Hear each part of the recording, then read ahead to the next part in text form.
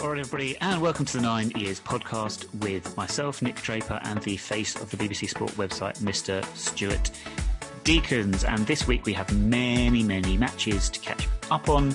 3 games, in fact, from the last time. Well, there's been more than that. There's been 5 games since Stu and I last spoke on the podcast. But yep. I think Rochdale and Gillingham we touched on last week with Graham Staten. A big thank you again for speaking to us last week, Graham. But this week we have FA Cup, our FA Cup run for the entire season, condensed into a 4-day period. So we'll look back over that, Barrow and Crawley games, and then Wednesday night's victory over Peterborough United. And Stu, it was Wednesday. Earlier I said Tuesday prior to recording because I've got no idea really what day of the week it is anymore. But I tell you what, we're recording this on Thursday evening. I'm very happy it's Thursday evening because that means tomorrow is Friday and soon it is the weekend. And it has been a very long week of a very long term in my day job, as opposed to my, what do you call this, evening job? This is... Side hustle? Yeah, side hustle sounds good. I like that, yeah. Yeah, we'll go with that. But before we get to the review of those games, as I mentioned, and we also look ahead to Saturday's game with Bristol Rovers, a call-out and a shout-out, or a shout-out and a call-out. Shout-out this week goes to Marine, level 8 of the football pyramid, making it through to the third round of the FA Cup, where they have been given a home draw with Tottenham Hotspur. It is Marine versus Mourinho. That's how they'll build it. It's a shame, Stu, however, that is the pick of the ties, obviously. But the third round draw this year threw up some fantastic cup ties, old school, old-fashioned games, giant killings aplenty, potentially. But we're still in this position of how full are these stadiums going to be? Some fans have been allowed back into grounds in the midweek. We saw, I think, half a dozen Football League clubs, including Luton, had fans inside their stadiums. I noted, this makes me die laughing, right? This should be my call out, actually, as opposed to what I was going to do, was to the Norwich manager. Now, as I said last week, football for me this season is very strange and it's very difficult to follow what's going on. Outside of our results, it's passing me by in the main. But I was listening to the radio this morning and I heard the Norwich manager complaining about refereeing decisions because he was influenced by the crowd. I thought I'd love to have been at that interview to see how far his tongue was in his cheek, because that's ridiculous. Like 1,000 people all spread out and socially distanced. And apparently they influenced the referee. Give me a break. Talk about sour grapes, because Luton beat Norwich 3-1, which was an outstanding result for Luton Town. And I think it was, like I say, just sour grapes from the Norwich manager, isn't it? Anyway, sorry, I've gone wildly off topic there. Back to my original question, Stu. Isn't it a shame that stadiums will still not be full for FA Cup third round day, which for me is normally the highlight of the football calendar? Yeah, definitely. It's a weird season, isn't it? Do you know what I mean? With the FA Cup coming up, there was good draws. To be fair, I didn't watch the. I'm a bit of a sour grapes person, and when we get knocked out, I can't even be bothered after that. I don't really have a look. Although I did see that Marine had got Tottenham, and it was interesting because I was watching. I don't know if you watched any of the match of the day, but they had the Marine game on. They played Hamilton and Waterlooville, didn't they? I believe. Is that right? I think they beat Hamilton and Waterlooville. And they had a 2-on-1 match. That's not fair. It's like a handicap match. And they still won. But the ground was proper old school. Well. So there was like, it was very enclosed, but it was like in a council estate. It was in Liverpool now. So it was in a real big council estate. And you could see that there was kids sitting on their fences, their walls, watching the football. And it just looked really good. It looked we've done, combined counties. Some of the grounds that we went to were just great in terms of just so different to what you normally see. And as soon as they got drawn it, I was like, oh my days, how are Tottenham going to deal with that? And now it looks like there's a potential that they may move it from Marine because they're saying they can't guarantee the safety or COVID restrictions, which I think is criminal because they deserve the home draw. They never let it move before. It doesn't mean Marine can get any more money because, of course, it doesn't really matter where they go because they can only get 1,000 or whatever it goes into that. I think one of the things, just whilst we're on it, and I'm thinking about it, is I haven't seen yet what the TV companies have selected for their live games. But bearing in mind that clubs in the lower leagues can't make money from gate receipts, I really hope they don't do the normal trick of picking Man U, Liverpool, that sort of side of it. The TV money should go to the teams that would have done well out of it. And like I say, Marine have had a magical journey. I'm just looking at the draw now to see potential televised games, and there's absolutely no chance. I mean, if Manchester United Watford gets on TV, then we might as well. It has before, though, Nick, hasn't it? A Premiership, and all Premiership ties always got on a free. Well, you say that, Stu. I'm so glad you said that, because it's not an all Premier League team, but a tie. Because Watford, the little shithouses, got themselves relegated because they suck. So it is. I set you up for that, didn't I? You did indeed. So thank you for reminding me of that. And hopefully that doesn't get on. Man City, Birmingham, likewise, should not get on. But there are some cracking ties. Chorley versus Derby. Crawley, we'll come back to that. Yeah. Home tie against Leeds. If you remember, actually, when we got knocked out by Sutton United, Leeds would have awaited us in the fourth round that day. So it's obviously destined not to happen. No repeat of Peterborough and all that for us just yet. Stevenage, Swansea, QPR, Fulham in a West London derby. It wouldn't be on TV, but it's a good game. Well, it might be, I suppose. And there was another one. What did I pick out here? Oh, Newport versus Brighton. So there are some big ties. But do you know what makes me laugh? Blooming Chelsea, home tie against a lower league team again. Always, isn't it? It's those warm balls, isn't it? It's the warm balls. They must have warm balls in Chelsea, because it happens every single year. Third round, guaranteed. Absolutely guaranteed. It's like Abramovich's... Well, let's not go down that route. The call-out, yes, I did say it, but my original call-out, and we've both had this conversation on social media, Stu, about Jurgen Klopp moaning about fixtures. I've just get over it, Jurgen. Like, just get over it. It so winds me up when he spent hundreds of millions of pounds on players. Where does he think that money is coming from? When you sell your soul to the devil, you have to accept a little bit of hardship in return. And that's what's happening. And you know what? I was really pleased that, is it Des Kelly on BT Sports? I'm really pleased that he didn't take it. He challenged him on it. And that was really good, because I don't think Jurgen Klopp expected that. No. You can't blame a TV company. BT Sports have won the contract, had the 12:30 kickoff. Yeah. And when you're successful, of course, BT Sports is going to pick a successful team. So if you're going to be successful, you know that. Yes, I do understand the fact that, yes, they are playing a lot of games close together. They've got more internationals. But that's success, isn't it? And I think what annoyed me with Jurgen Klopp was that he was moaning about his players playing football, which they're earning money. Mm-hmm. Sometimes look outside, there's many people in hospitality and pubs who can't work. They would happily do that. They would happily, work all the hours under the sun. So I just think sometimes it's very short-sighted. And I actually really like Jurgen Klopp. However, I just don't know what's got into him, because I think he's lost a lot of his audience on this. I don't think anyone agrees with him. I've always had a little bit of an unease with Jurgen Klopp ever since he first joined the English game, I suppose. When he first went to manage Liverpool, they played Exeter in the FA Cup, and Exeter took them to a replay. And he was like, well, now we've got to play another game, because that's how you like it in this country. And I was like, do you know what, Jurgen? Yes, that's how we do like it in this country. You've chosen to come and manage in this country, so you'll deal with how we do things. Yeah, and he's also disrespectful to Shrewsbury last year, wasn't he? Remember? Anfield. So he's done a few things. Look, I'm a thing of, if you love the English Premier League, great, come over. We welcome everybody from around the world. But don't come in and try and change the game.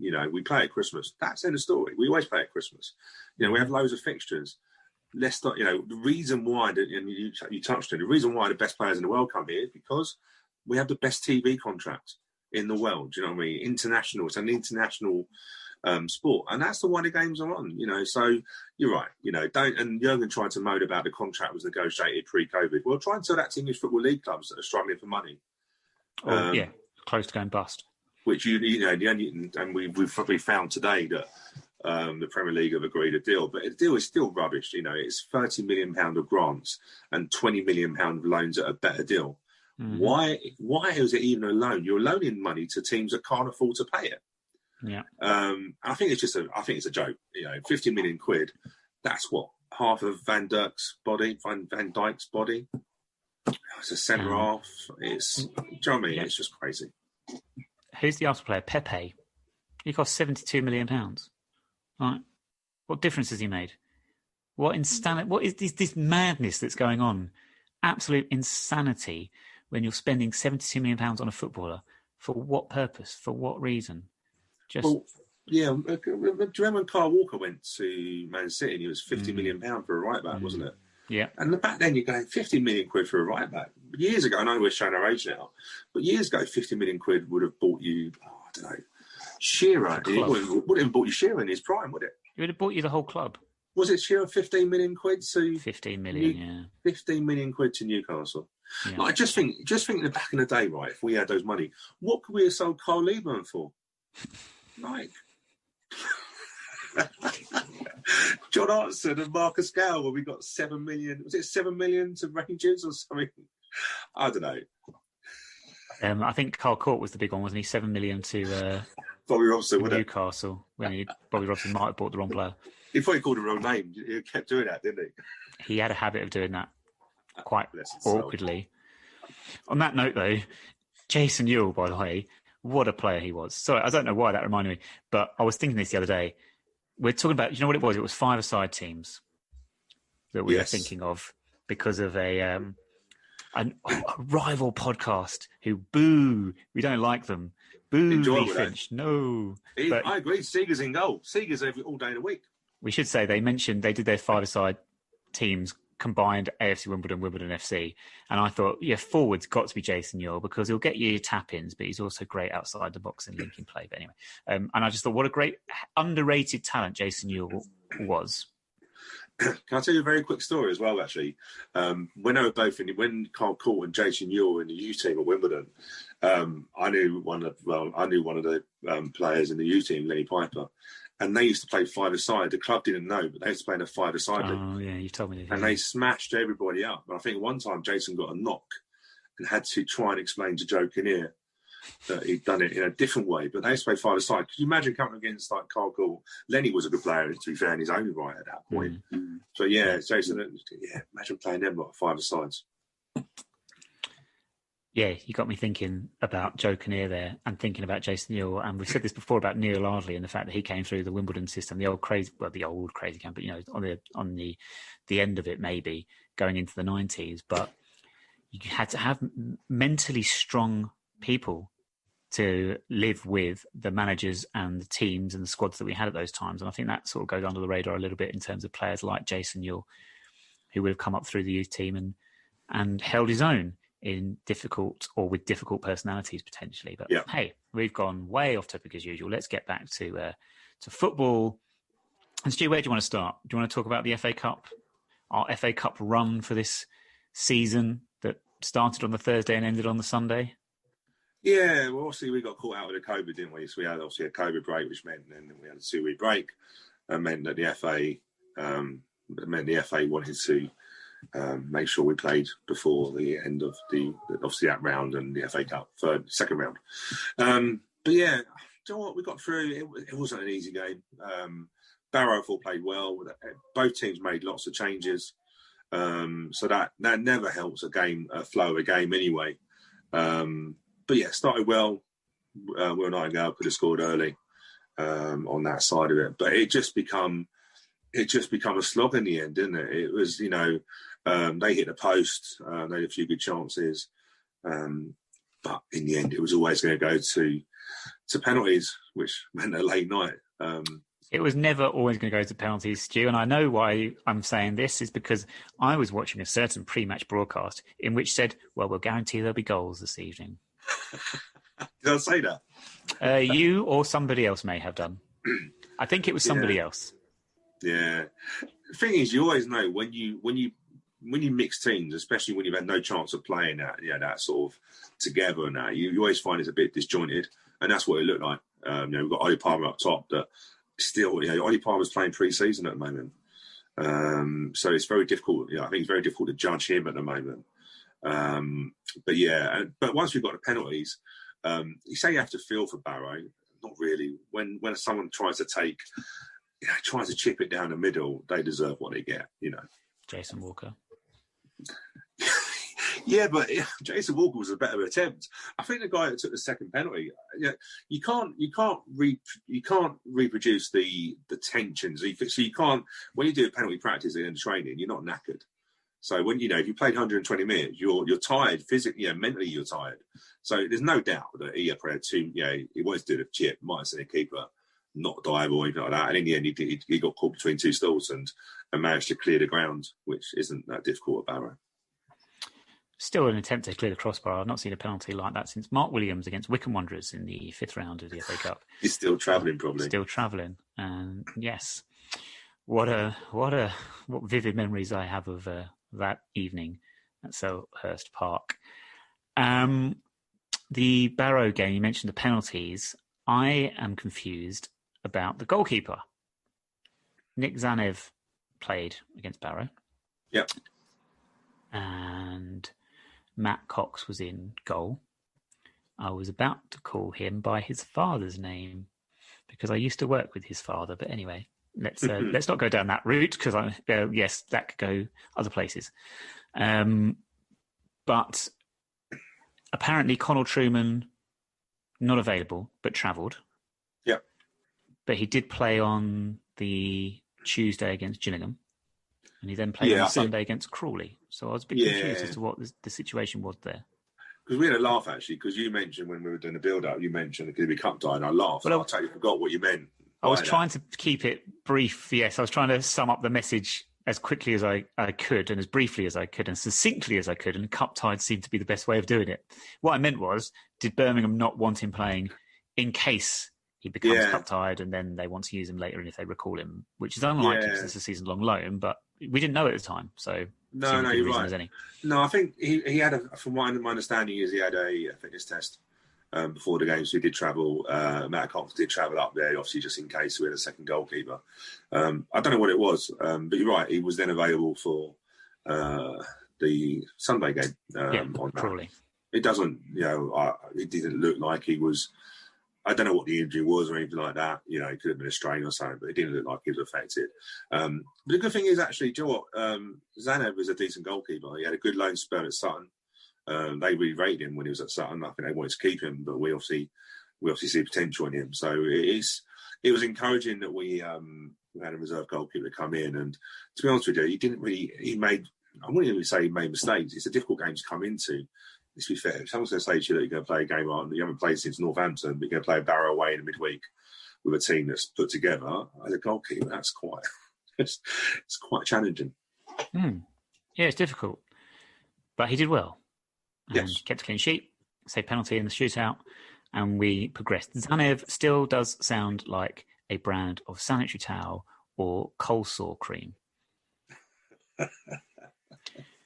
But he got us through to the next round anyway against Crawley, and we lost. And I was surprised and a bit taken aback by the amount of vitriol on social media. There was a lot of angst on social media following the defeat to Crawley. It felt, I couldn't figure out, and I know lots of things this season, Stu, and I've gone down this line with the psychology behind the way people act and behave at the moment, which I think COVID and the lockdowns is really demonstrating lots of different, how people are coping with it and the effects it's having on their behaviours and things like that. I was trying to get behind the psychology of the social media reaction to Crawley, because we've lost this season on a few occasions, as much as we've won, actually.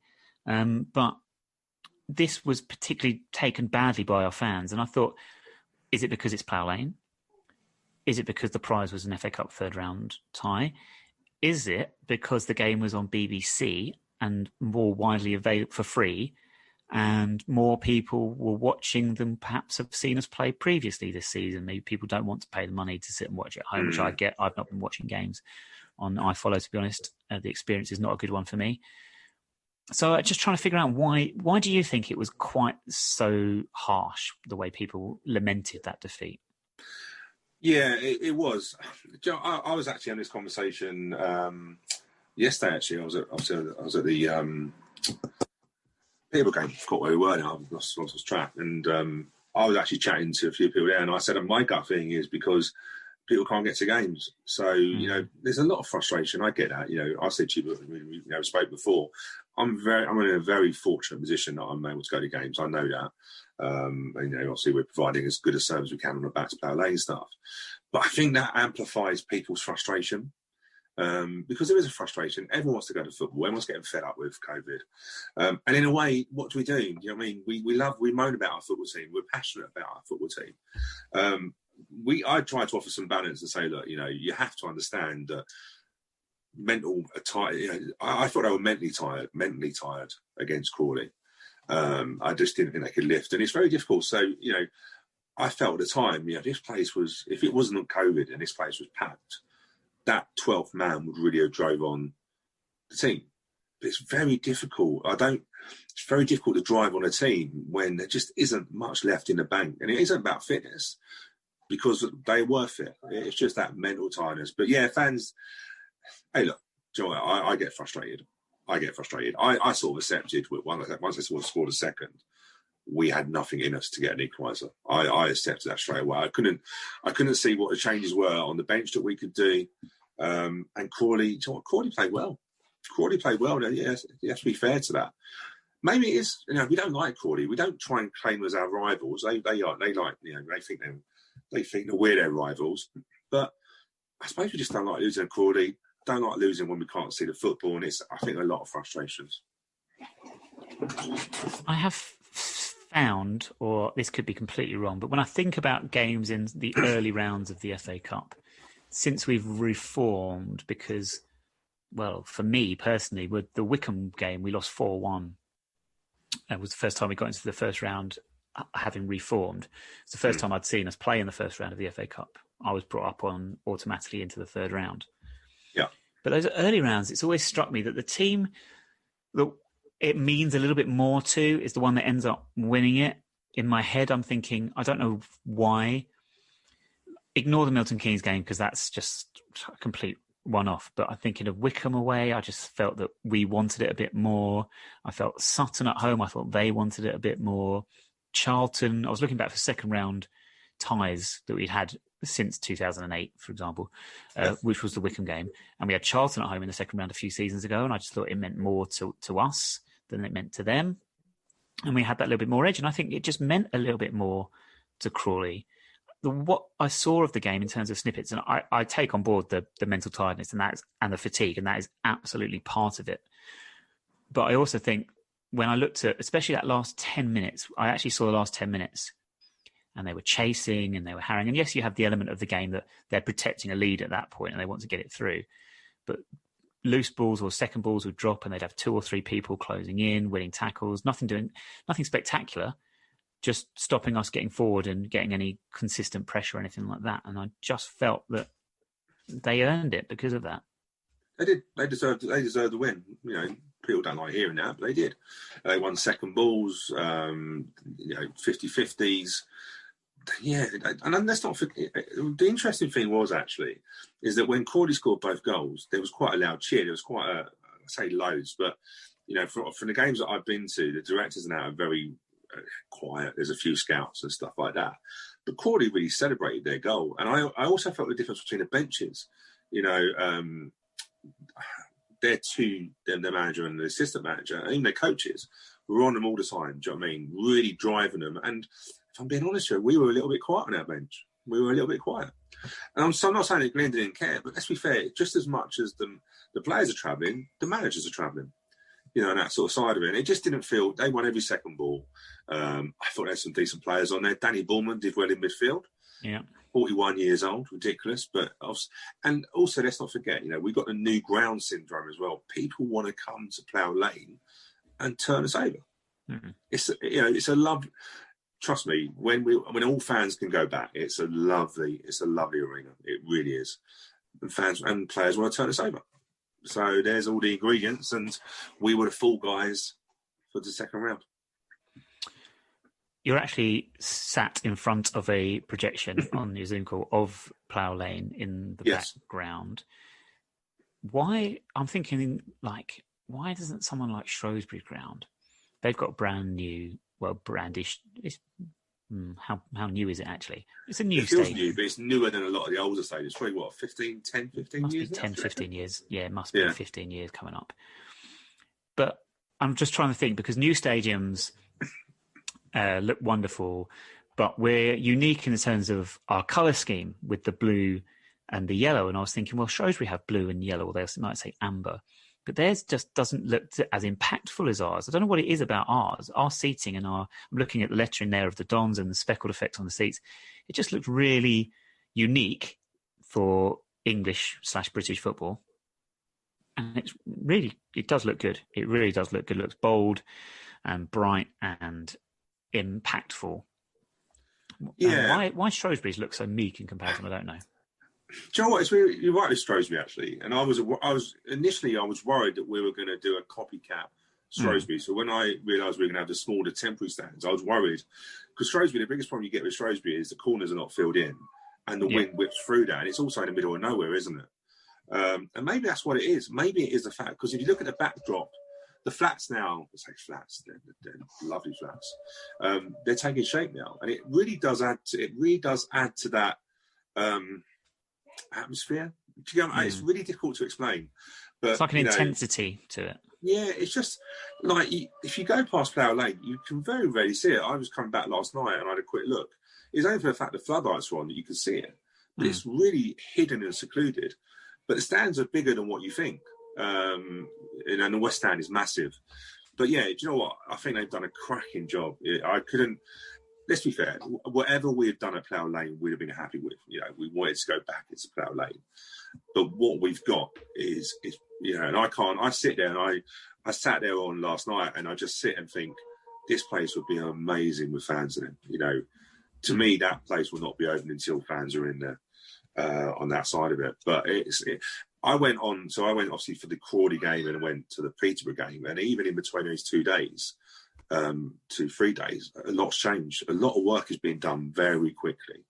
But one good thing I will also say to people was so much room in the rows and stuff like that. Anyone tall like me, loads and loads of room, and there's not a bad seat in the house. It's a special place, and I just can't wait until. For me, I'm lucky enough to go, but do you know what? I can't wait for that first day. When all the fans come in, because that to me when Plough Lane will be special. I'm trying to think how I got us to that point. What led me to that discussion? We're talking about Crawley and they won, and I said something else. I can't remember now. But yeah, well, Crawley got the deserved win. Great cross for our goal. That's the last thing I'll say on that score. Beautiful cross in from Shea Alexander. Made it easy for Joe Piggott, who is continuing to score goals. He loves it. In trouble. He scored again on Tuesday night. That was the big win against Peterborough. And I will say, listeners, that I did message everyone at half-time to say we're going to win this game. You did? And I don't know why anyone was surprised by this. This happens so often, Stu. I've lost count how many times this happens. We don't play very well in the first half. We're not losing, but we don't play very well. Social media has a meltdown about how bad we've played and how lucky we are. And what always happens is we come out second half and we win the game. It happens so many times. But you know what it mostly happens against? Peterborough. I mean, it's the third season in a row we've beaten them at home. And it seems to have followed the same pattern every single time. The only difference was this time it was a 2-1 win instead of a 1-0 win.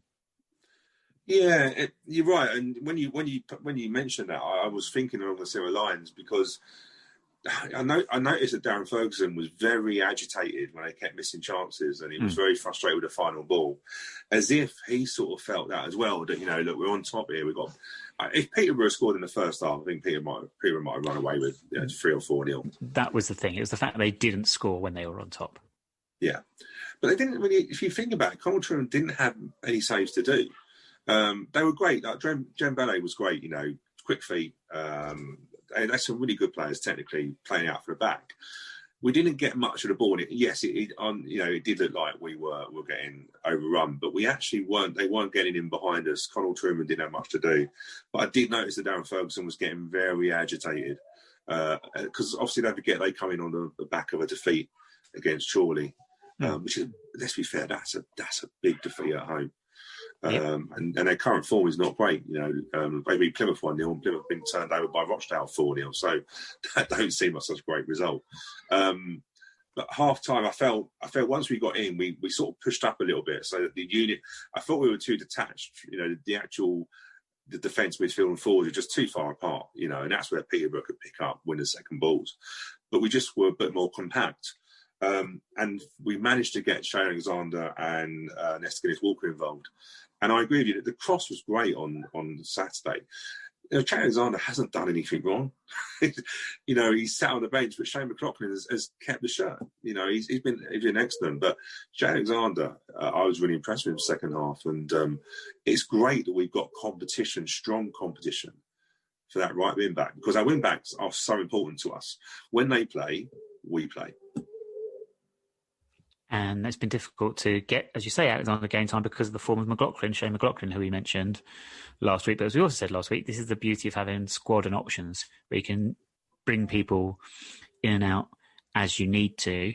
And Ryan Longman comes in on Tuesday and also gets a typical poacher's goal, following in the shot from Radoni, who is going to attract bigger teams. Oh, big time. Big time. Do you know what? I think when you think about Rudy, I think he's only hitting about 20, 25 appearances, and a lot of them have been from substitutes. But when he does finally develop, there's so much more to come. I didn't realise how good his shot was until I saw it back on TV, that the fact that he managed to get two people on their backsides done with a shot. And he didn't want to... I think he didn't want to go on his right foot because he is left-footed. He's strong with his left foot, but he got a good strike.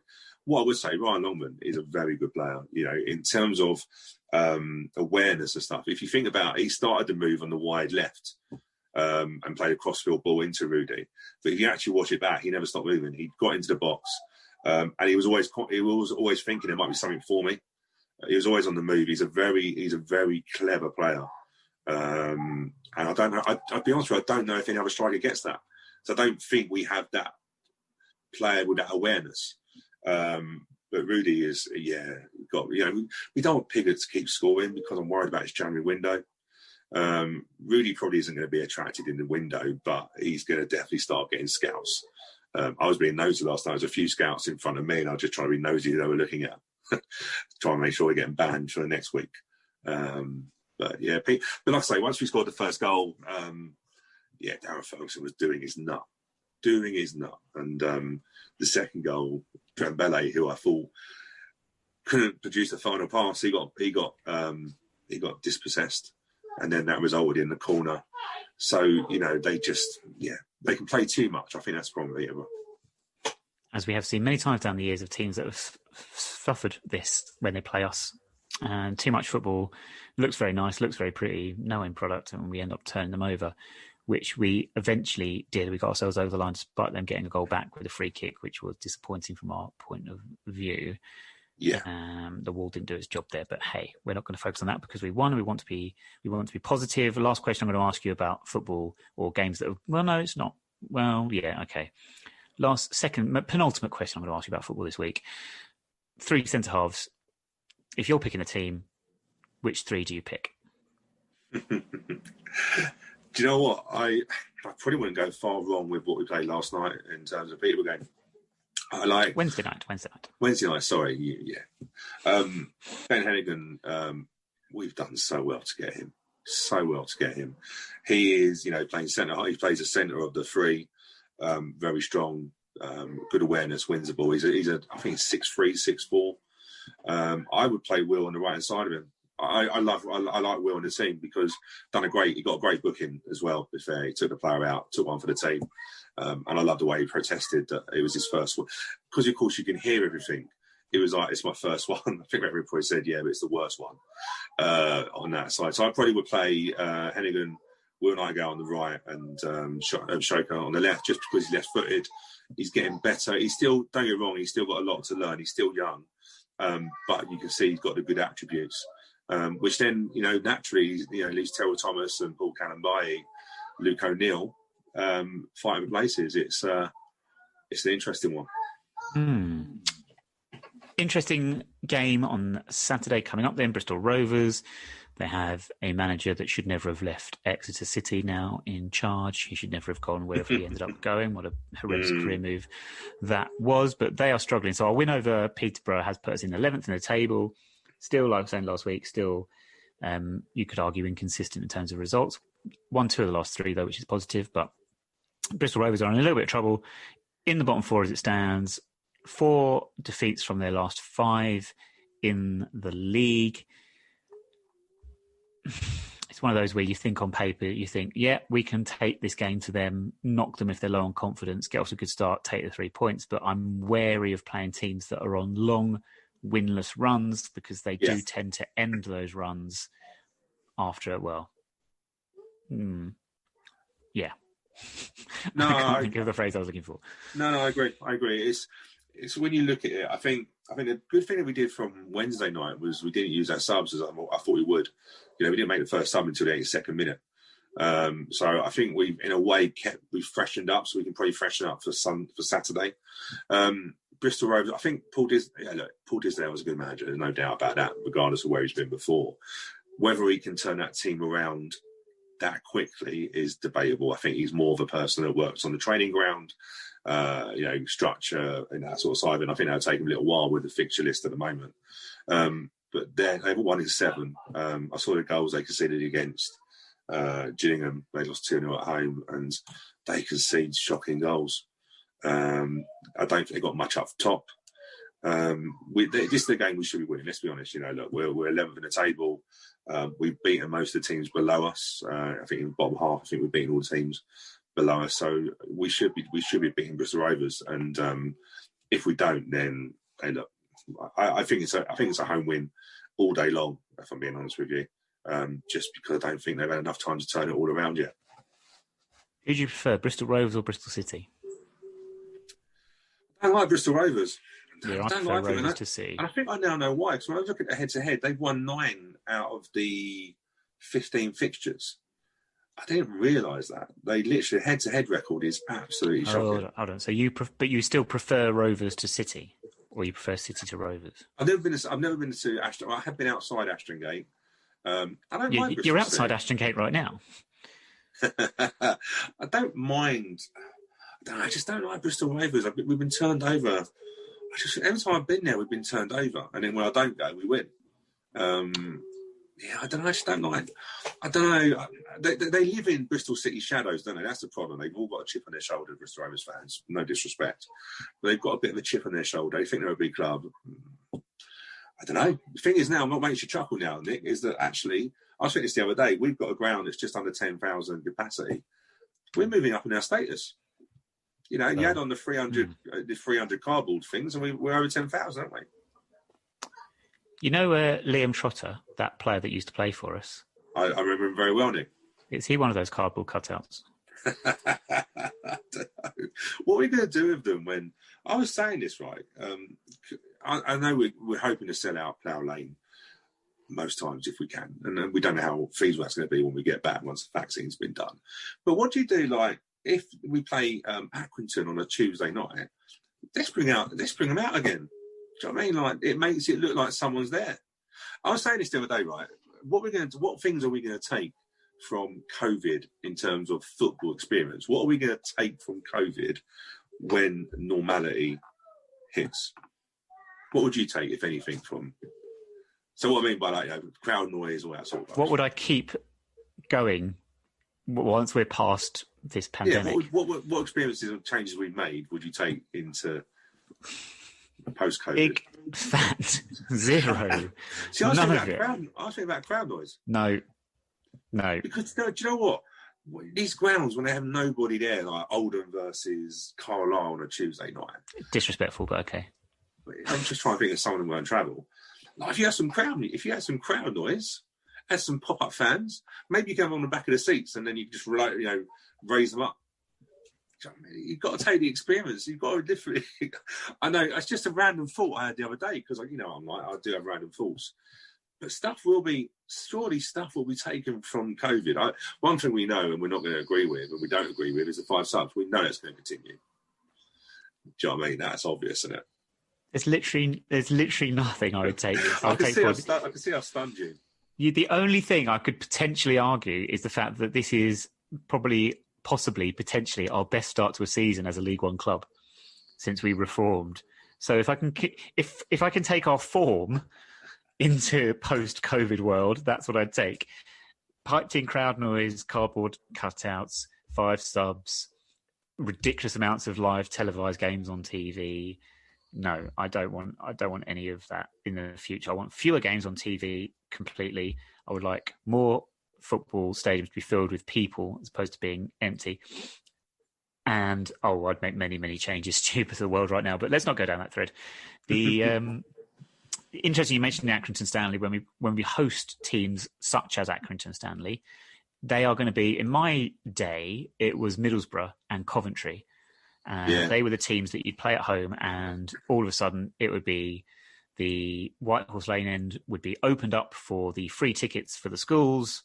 And that's what it will be like for the Accringtons of this world and the Burton Albions and people like that, with all due respect to those clubs. There's a good question. Yeah, and you know what? It's the scoreboard's up now. I'll get rid of VAR as well. I know that's not COVID related, but I'd just get rid of VAR. Burn it funny. VAR is just funny. Because you know what it is, right? I suppose for me is that you've got these players and these clubs that are so powerful financially, yet they can't do anything about VAR. They can't. Seems to help a lot of them, to be honest with you. Like Man United, they get like 8 penalties a game. It's ridiculous. The handball rule's crazy, but that is not VAR. That's the rule change, isn't it? In terms of, and you know what I noticed actually saying about that? Joe Pigott thinks he's in the Premier League because he claims anytime he hits a player on the arm, he claims a penalty. Because you naturally, let's be fair, players are like us. You watch the Premier League. So you see it in the Premier League and you see handballs being given for stuff that's just been kicked at somebody from 2 yards. I noticed that with Joe Pigott. He claims everything. He did before anyway, didn't he? Do you know what I mean? But it's a weird thing. But VAR, yeah. But yeah, I was going to say the scoreboard's in. It's Joe Palmer. We interviewed him the other day. He said the power should be put onto it. It should be ready by mid-December. It looks small. It's not. I think it's 5 meters by 3 meters. Although to be fair, some people have that in their houses nowadays, don't they? Really, with TVs. Well, some of the sizes of them, but it's not all about size, Stu. It's what we do with it. And we potentially could have the biggest scoreboard in the country. With the news, obviously, Joe Palmer saying that we've agreed that we can get something projected on there. For I don't know when it's going to happen, but that wall's massive. It's going to be fun. I still think the players should parachute down from it. I still think they should abseil down, like a team entry, abseil down onto the ground. That would freak out the away team, wouldn't it? Yeah, and potentially injure most Health of ours safety. As well. I don't think it's going to get past the regulations, I'm afraid. How about a giant projection of Alexa Bliss on the flat behind the goal? That'd be good, wouldn't it? Do you know what? I'll find out who's in charge of that, Nick, and we will just, it's fun enough, just put that file in. Although what I will say, whoever turned on, I literally shit myself on, well, not literally, but I needed. I was going to say, wow, listeners, this is... on Sunday, someone obviously had left the sound up high, turned it on. Oh my days! That George is saying to me, "Yeah, the sound's built so that it can hold concerts and stuff like that." Oh, I've never heard a sound like it. Someone obviously left the volume up. Yeah, their volume in there is impressive. I will experience this soon, I am sure. Right, whose nine is it anyway? Slightly different this week, Stu, because we won at Plough Lane for the first time since 1991 this week. Yep. We had a victory over Nottingham Forest, and this is pre-squad numbers. I would just like you to try and tell me what the shirt numbers of the 3 goal scorers were. What was the last game at Plough Lane? Well, the last time we won was at home to Nottingham Forest on the 30th of March, 1991. Oh, crikey, I was there. And the first goal scorer, what number was he wearing? Nice, easy one to start, John Fashanu. 9. Yeah, 9, yeah. Paul McGee. 11. Oh, one second. Was he 11? What's he played by? Right. 11, yeah. Okay, and Andy Clark, who scored the 3rd. I say Andy Clark scored that because I remember when he first come to us. Oh, he might have had 11. Or was he sub? I'm going to go with 7 for him. I'll give you 1.5 out of 3. Fashanu was 9. It was Paul McGee that was number 7. And Andy Clark, you're right, he was a sub. Bit of a trick question, number 12. Yeah, because do you know what I saw? I actually saw he played, because he come from Barnet, and was rated as the next best thing, and he actually played a reserve game. I saw his first game, and he scored within like 30 seconds. Thought he'd be amazing, and he was. He could run forever, just couldn't score. Jigsaw, as they called him. Yeah, the classic felt pieces in the box. Well, there we go. Thank you, Stu. Last question. Bristol Rovers we didn't do. Prediction? Scoreline prediction? I think we're going to run away quite handsomely. I think 2-0. I will say 0-0 because that's what I always do. And on that note, updates will be on Twitter at 9Wireless Podcast. Stu, myself, will be broadcasting live from Plough Lane on Saturday for the Facebook Live show, Back to Plough Lane Live. So join us for that. Otherwise, that is it. That's all I've got to say. That is it for this week's Stu. Thank you very much for joining us, listeners. Thank you, Stu, for joining me. Oh, no problem. And I'll sign off by saying Alexa Bliss, bag first, milk last, and we shall speak to you again next Friday.